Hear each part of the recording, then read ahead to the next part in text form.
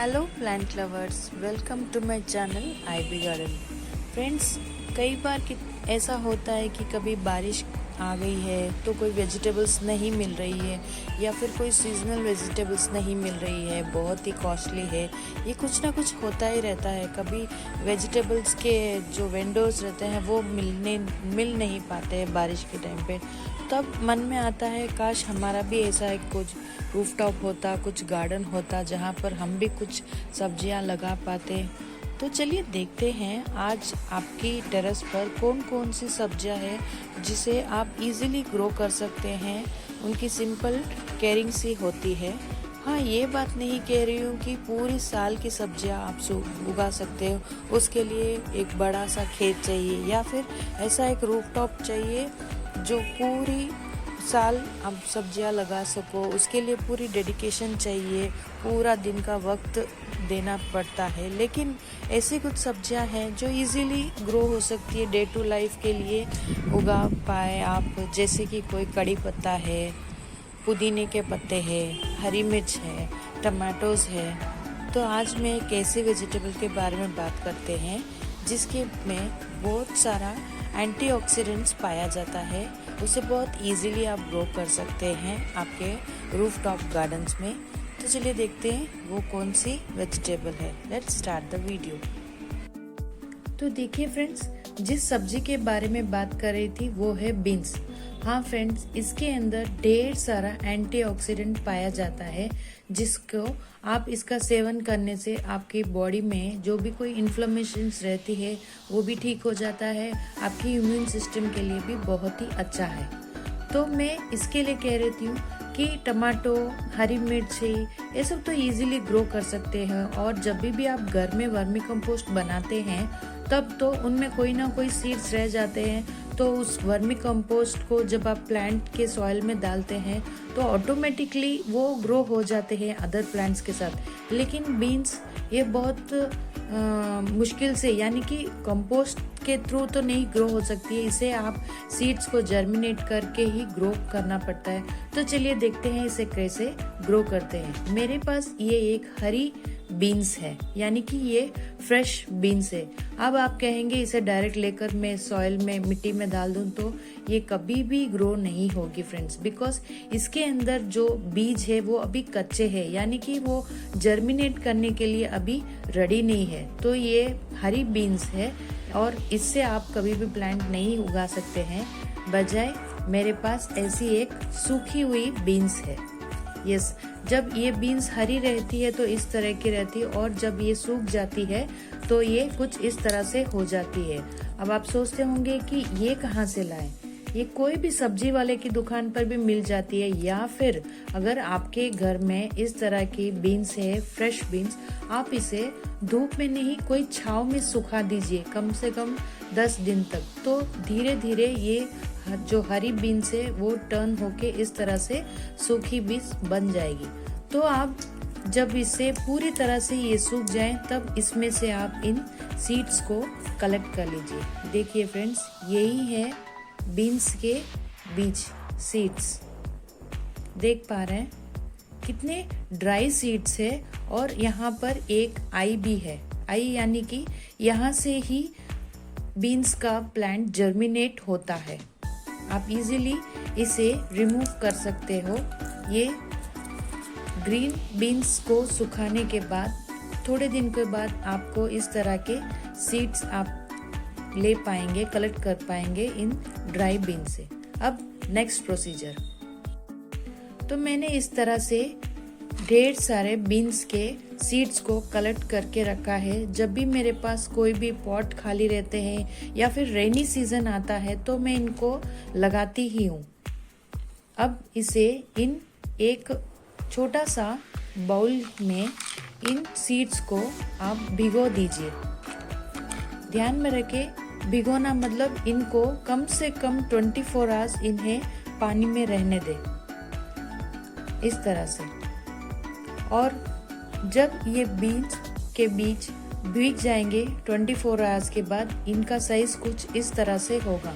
देखिए, in dry और इन soaked beans को मैं अगर कंपेयर करूँ तो आप देख पा रहे हैं इनका साइज। अभी जो पानी में डाला है तो इनकी साइज देखिए, और ये 24 आवर्स हो गए हैं और इनका साइज देखिए। जैसे जैसे ये पानी में रहेगा, भीगेगा, तो इनका साइज भी बढ़ जाएगा। अब नेक्स्ट प्रोसीजर ये है, जब भी ये सीड्स भीग जाएंगे यानी कि इनका साइज जब बढ़ जाएगा, तो आप इन सीड्स को 24 आवर्स के बाद निकाल के एक कोई भी टिश्यू पेपर में इस तरह से डाल दीजिए। जब भी आप इन सीड्स को रखते हैं थोड़ा थोड़ा सा दूर के डिस्टेंस में रखिए, फिर इसे इस तरह से, ये टिश्यू वेट रहना चाहिए। अगर ये वेट नहीं है तो आप इसके ऊपर थोड़ा सा इस तरह का पानी भी डाल सकते हो। तो करना क्या है, इसको भी वेट ही रखे और इसे भी कम से कम 24 आवर्स तक ऐसे ही रखे। धूप में नहीं रखना चाहिए, छांव में ही रखना चाहिए और 24 आवर्स तक इस टिश्यू पेपर के अंदर इन सीड्स को रहने दे। तो फ्रेंड्स, 24 आवर्स के बाद आप इस टिश्यू पेपर को ओपन कर सकते हैं। लेकिन अभी भी आप देख पा रहे हैं मेरा ये टिश्यू पेपर अभी भी गीला ही है। तो मैं जब भी ये टिश्यू पेपर ड्राई हो जाता है तो थोड़ा थोड़ा सा पानी डाल के इसे वेट ही रखती हूँ।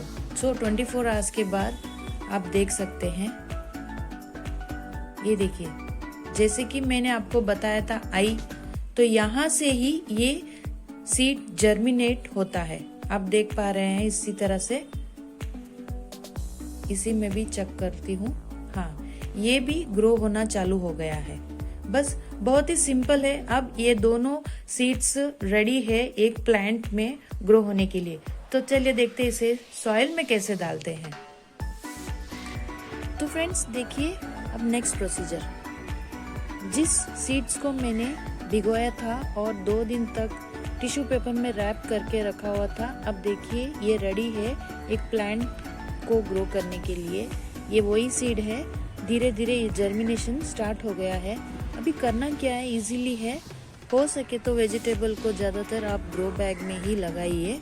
अगर आपके पास नहीं है तो इट्स ओके, बट होता क्या है, इनमें जो ग्रो बैग में स्पेस रहती है ना, तो रूट फैलने के लिए बहुत ही इजी रहता है और प्लांट्स भी अच्छी तरह से ग्रो करते हैं। तो बस यहाँ सा एक हल्का सा खड्डा कर दीजिए, थोड़ा थोड़ा दूर के डिस्टेंस में, और इस आई यानी कि जहाँ से ये ग्रो हो रहा है, इसको आप बस एकदम हाफ इंच के गड्ढे में से डाल दीजिए। ज़्यादा डीप नहीं डालना है सॉइल में, बस थोड़े थोड़े, हाफ इंच भी ज़्यादा हो गया। जस्ट एक आपकी एक उंगली उंगली की टिप जो होल कर पाती है, थोड़ा दूर ही डालती हूँ। जब ये प्लांट ग्रो होंगे तो टच होंगे, यहाँ पर मैं इसे डाल देती हूँ और ऊपर का जो सॉइल है मैं कवर अप कर लेती हूँ। बस फ्रेंड्स, अब आप थोड़े दिन के बाद इसका रिजल्ट्स देखिए। इतना ज़्यादा पानी डालने की ज़रूरत नहीं है, क्योंकि हमेशा मेरे पॉट में मिट्टी थोड़ी बहुत मॉइस्टी रहती है वेजिटेबल्स के लिए, और अभी तो बारिश का सीज़न है तो पानी की कोई ज़्यादा ज़रूरत नहीं रहती है। बस आप इसे थोड़ा सा केयर करने की ज़रूरत है। जब ये प्लांट्स ग्रो हो जाए तब तक के लिए केयर करने की ज़रूरत होती है। अब देखिए फ्रेंड्स, फाइनल रिजल्ट ये है।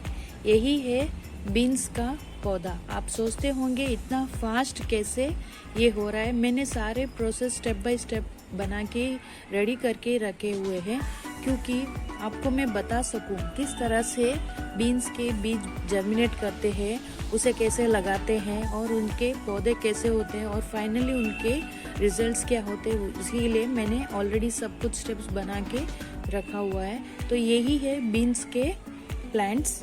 आप देख पा रहे हैं कितने फ्रेश लीव्स है। अभी तो बारिश भी हो रही है तो फ्रेश है। अभी देखते हैं बीन्स कैसे लग रही है ना, एकदम मैजिकल। ये रही organic beans.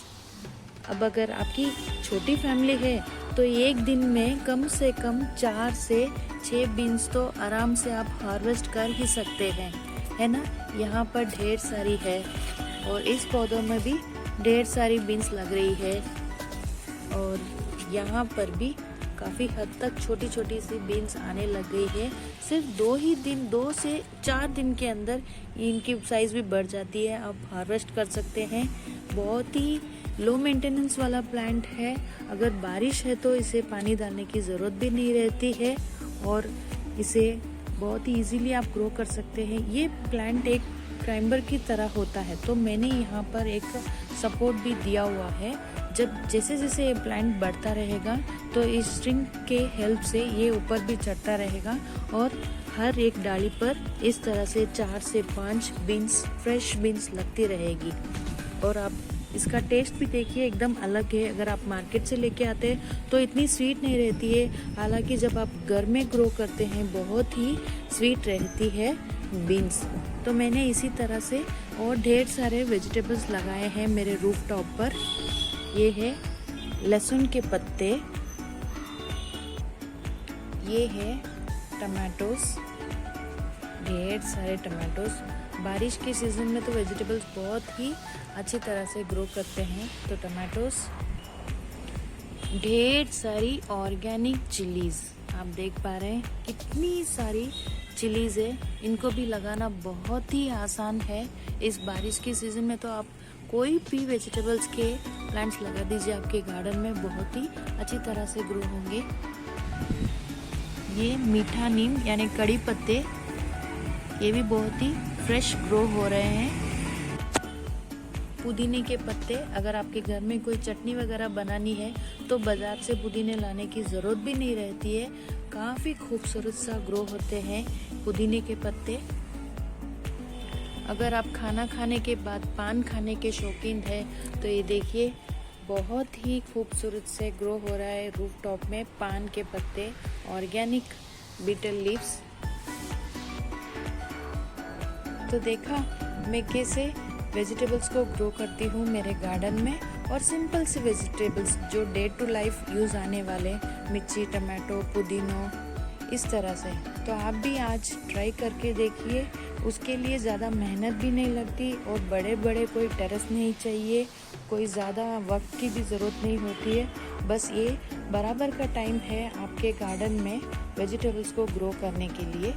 So thank you for watching my video and stay tuned. Until then, goodbye.